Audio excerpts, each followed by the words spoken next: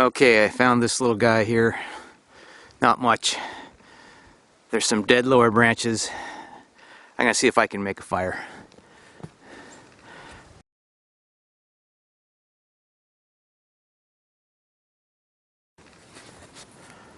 So I'm inside the regenerating cut over here, and this is really typical.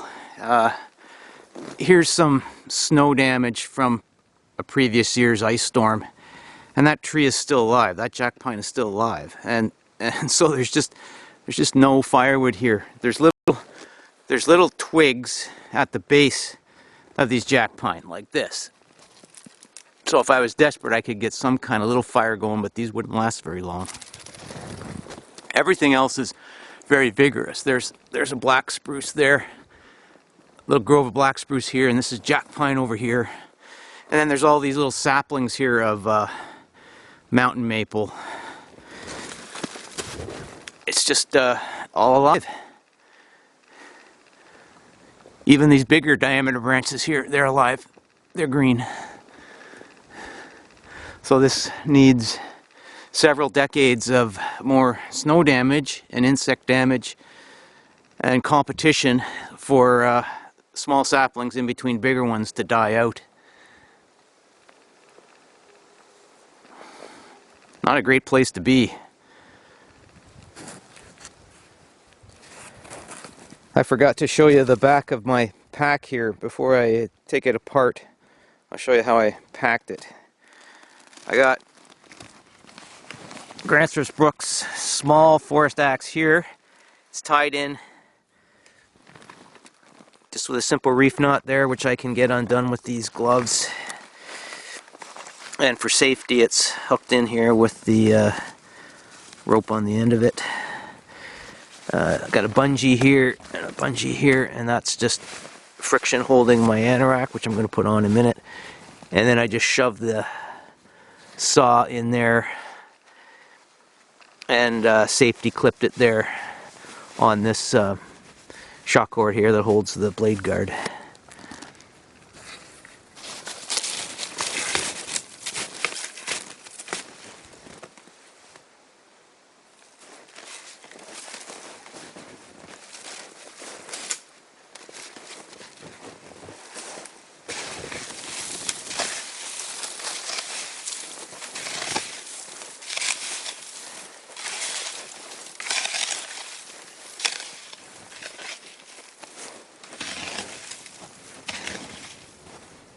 I'm glad I put this Anorak on. I was getting a chill.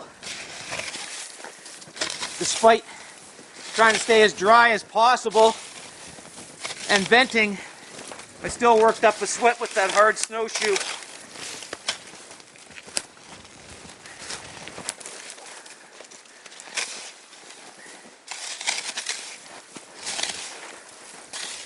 This is a new Anorak. It's called the Jackrabbit. It's from Empire Wool and Canvas. I'll have to do a review of it sometime soon.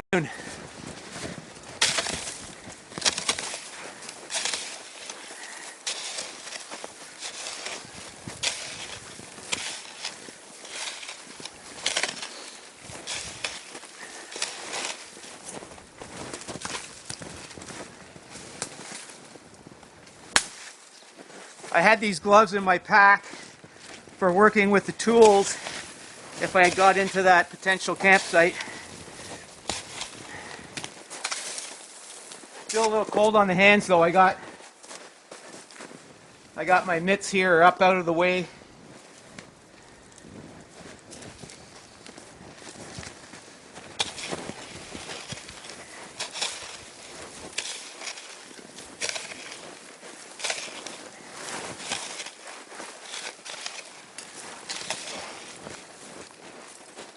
If I get this bank high enough here, I can sit on it as a bench with my snowshoes.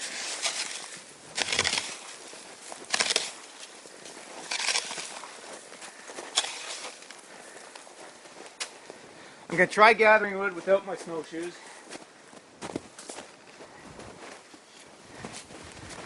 I think the most efficient way will be with the small axe, with the very small diameter stuff I see all around.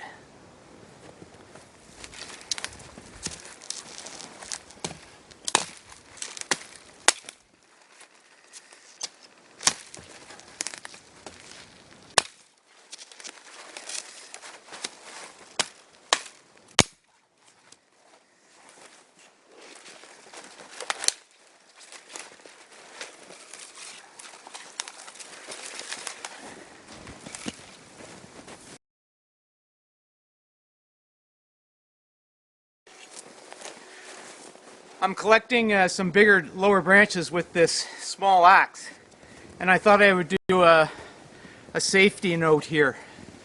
When you're, don't know if I'm in frame here, when you're reaching above, there's a lot of arc of a swing there, and you really have to not arc it back into your body. It needs to be away from you like that. I'm using a camera here that I can't see the screen, so I don't know if I'm in frame or not. So don't swing like this because you're going to come into your body. It's away from you like that. Also,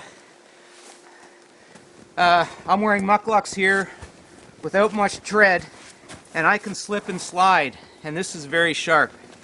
So I was always taught as a kid, when you're carrying the axe around, turn the blade out so that if you fall and put your hand out, that blade is away from your body. Never carry it down like this because it can turn into your body, and it would be insane to carry it like this. So carry it like this and don't hurry, don't rush.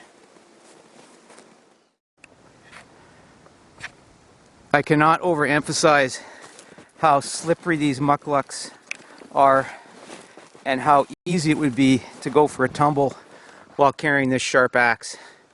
So if you have a bundle of wood under your arms, it's unwise to balance the axe in there, so just hang it up. This is one reason why I put orange on this, because so I can see it. Or you can put it head down in the snow as long as the snow is not deep enough to obscure that. There's a lot of old style axes that have bright yellow or orange and handles on the end, and that's one of the reasons they're painted like that, for visibility, especially in winter. When you put the axe straight down and this sticks up out of the snow, or you hang in a tree, you can see it. So safety first. Here's a small birch tree, and it has just a few little flakes of bark that are hanging off. Won't hurt the tree at all if I use them. They're flaked off and it's dead, and it's not peeling up any live bark. Okay, there's the wood supply. It's not much. That won't last too long. It's all small diameter jack pine. It's going to go up quick, but that's all there is in this stand that's dead. Everything else is alive. It's just the stand development of a silviculturally derived stand where all the dead wood was knocked down, and everything's alive except for some of the lower branches. Okay, to work. Now the snow here is full of crud. Lots of needles down. Those are scales from red squirrel peeling cones. I can see rabbit turds everywhere.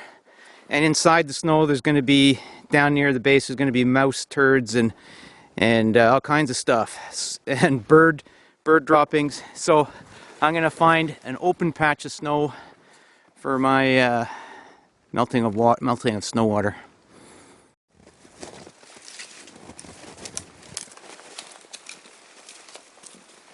I'm going to put some bigger diameter stuff as a base.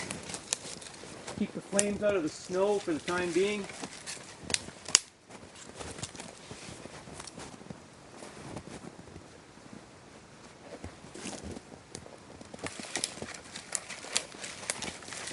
Haven't got much large diameter stuff.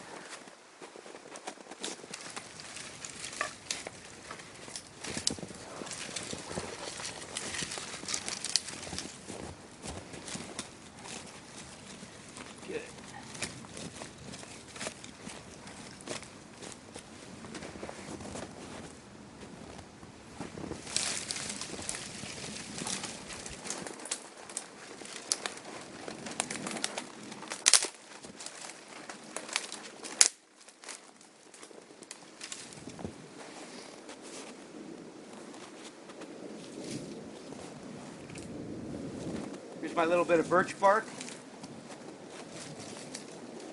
I'll make a little platform so it doesn't fall down in the snow.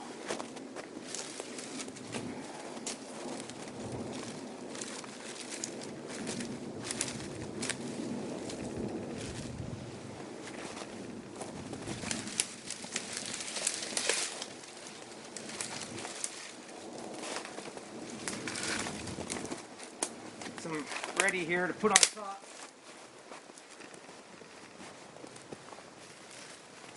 I have a bundle of thin black spruce branches from dead understory branches as fine as I could find.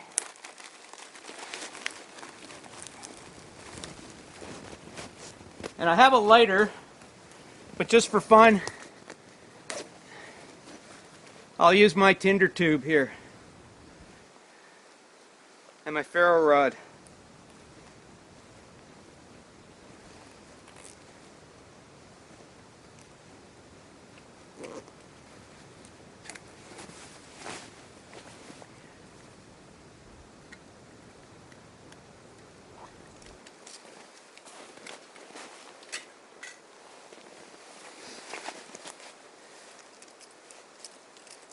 Have my ferro rod tethered to my belt loop.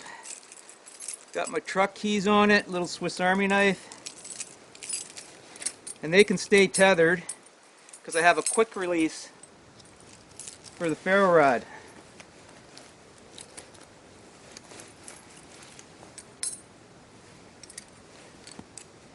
So just fluff up the end of this tinder tube. If you haven't seen this in action before, I'll see if I can put a link in the description box below. This is wax jute that's braided, so there's a high density of fibers here at the end. I'd rather use a lighter, but got to practice the skills here.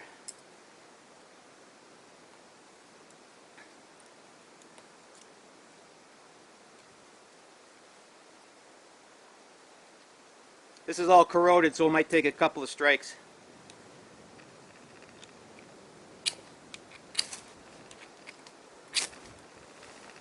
Here we go. I can take my time. I'm going to put this down on top of my snowshoe over here where I can see it.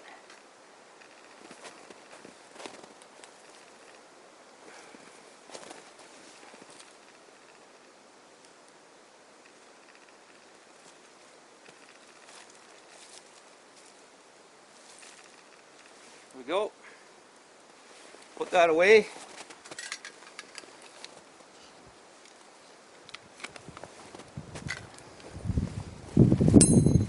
Put this back in lanyard before I lose it.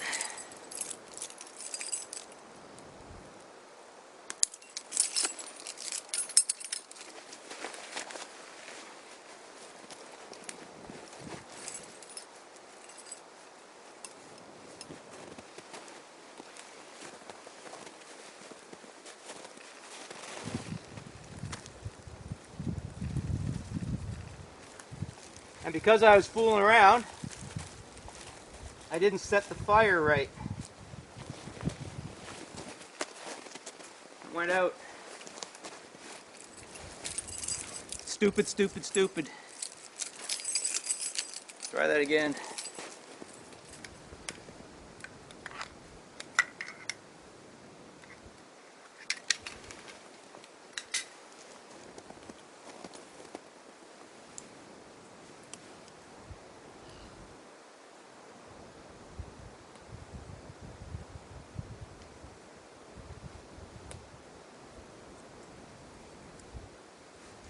I only got a tiny bit of birch bark left.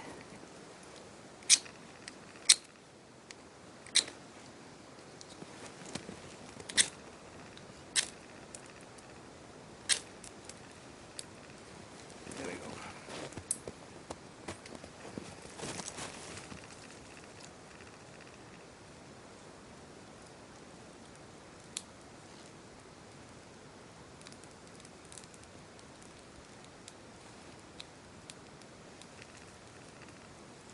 This spruce is wet.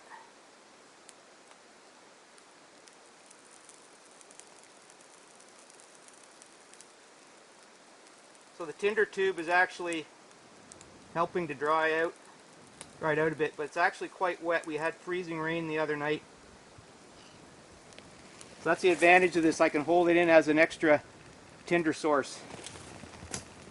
Oh, it's going out. It's all wet.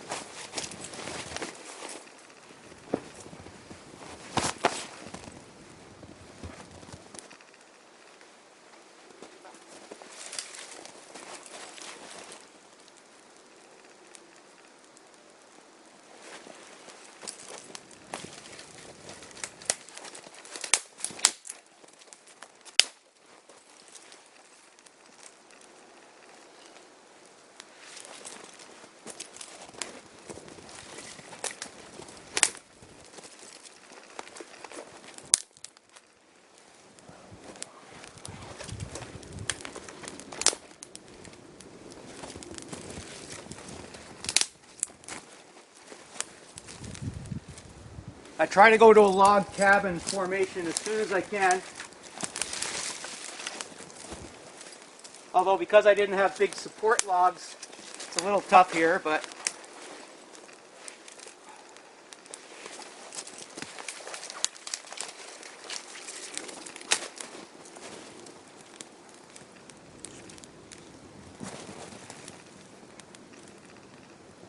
yeah, this wood's really kind of frosted from the freezing rain we got.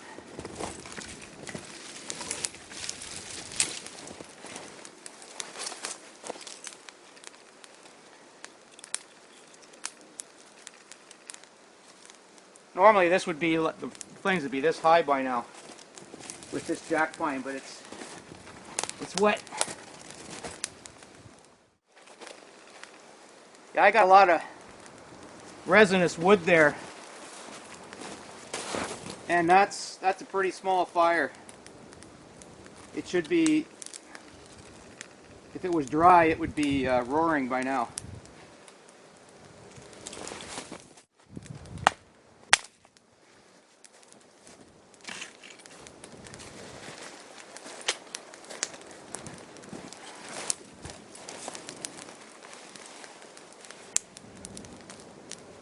There, that's starting to take now.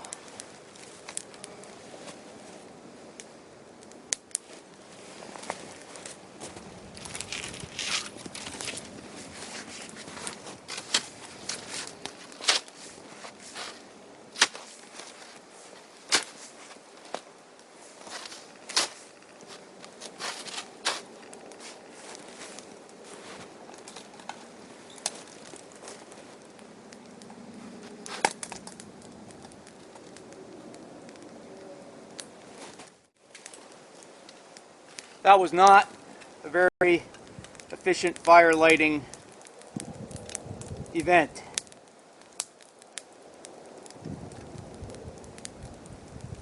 So it just goes to show, no matter how much you practice, you can't have too much practice.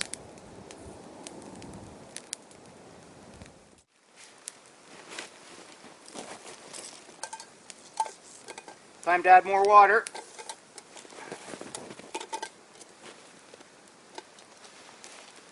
Just cool down the handle a bit so it won't burn my gloves.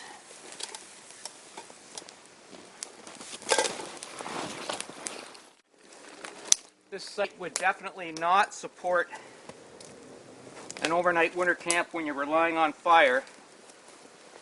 I've almost used up all this wood already. This small diameter stuff this goes up really quick. This would not support a wood stove, hot tent camp, or anything. You need standing dead timber.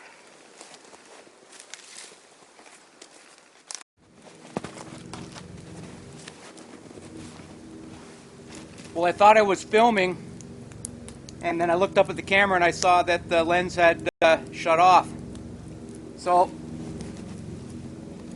I don't know if the footage caught it, but anyways, I had this over here. It boiled, refilled it with snow a couple times,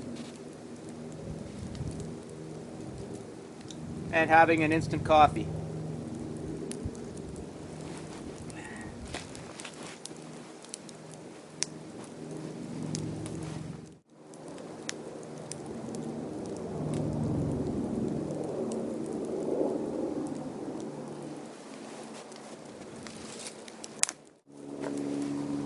Helicopter's going over somewhere.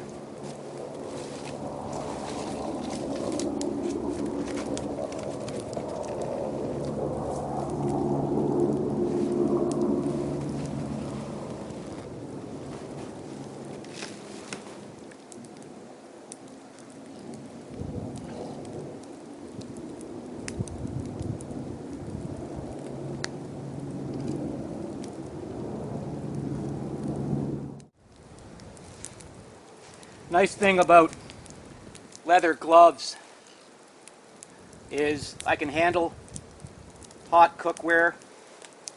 I can actually handle the fire to some extent. And by wearing them and just staying by the radiant heat, I can dry them out a bit too. If I wanted to, I could take them off and put them on a stick and lean them towards the fire, and they would dry. I have this leather sealed with snow seal, which has beeswax in it, but still the leather gets wet, and it gets wet from the inside just from perspiration. The inside of these there's a fleece liner on the inside.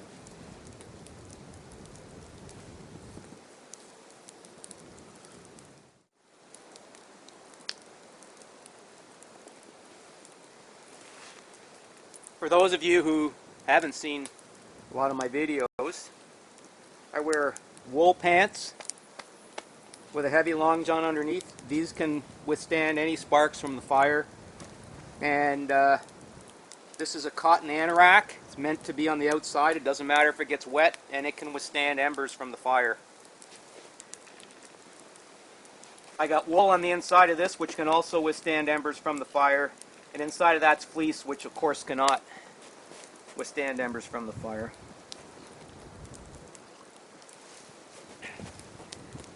So the nice thing about the traditional clothing is you can embrace the fire.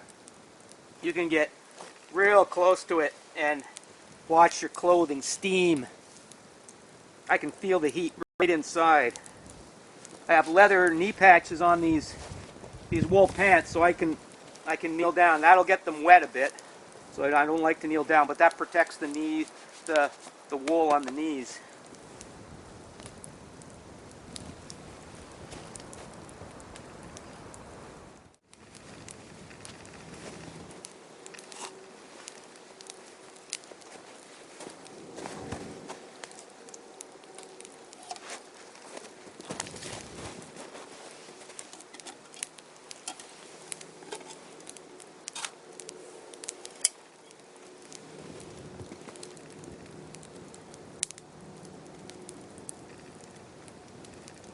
Now, if I didn't have coffee with me,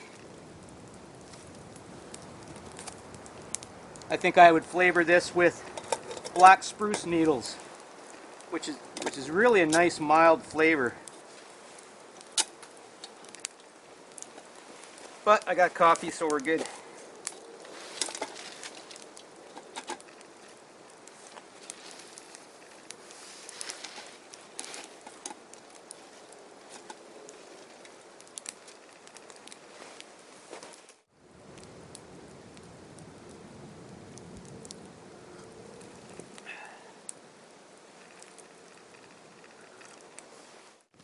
Another thing I like about these Empire woolen canvas anoraks is that they're nice and long and they cover the butt. So I can sit down on my snowshoes. There's a bit of snow coming up, but this kind of protects my wool pants from being directly in the snow.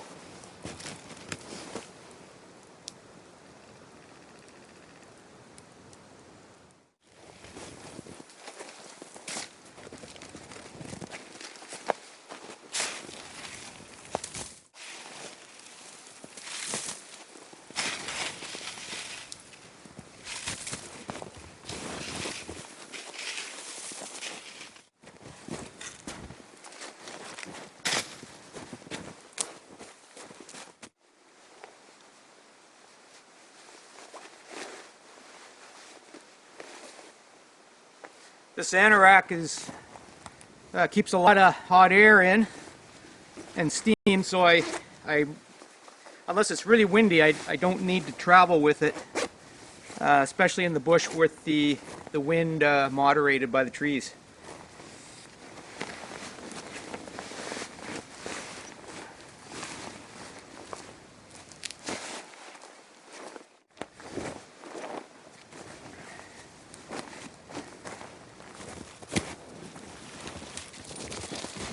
My system on the outside here is nothing fancy. This is an old Ostrom pack, custom made for me. It's on its basic pattern with two pouches here and a top pouch, but there's webbing here with several slots on each side. So I got shock cord here and shock cord here, which is really handy for shoving a heavy outer jacket or other piece of clothing on the outside.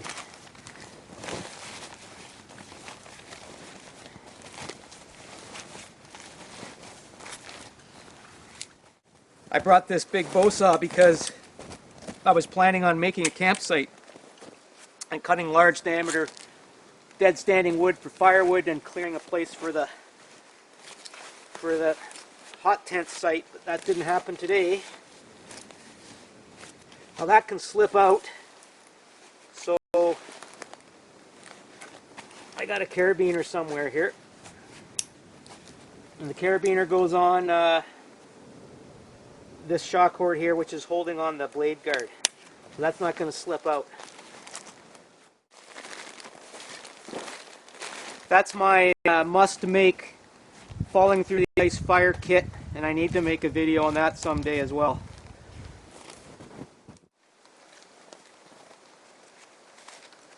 It's really easy to lose stuff in the snow.